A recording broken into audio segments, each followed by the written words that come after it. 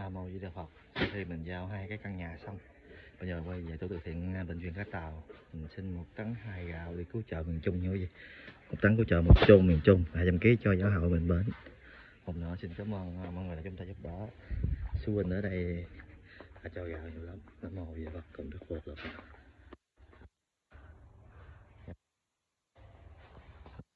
Bao 25 kg là 58 bao. 58 bao phải không sư huynh? 58 bao ha? 58 bao phải không? 58. Dạ dạ. Xe này nữa là với 8 bao nữa là đủ đó. Dạ rồi, cảm ơn nhiều luôn. Cái này đồ cũ nha quý vị.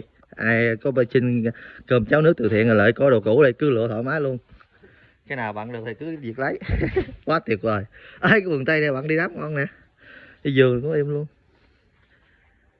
Một nữa cảm ơn sư huynh đã chúng ta giúp đỡ công đức vô lượng. Ai gì đạo Phật.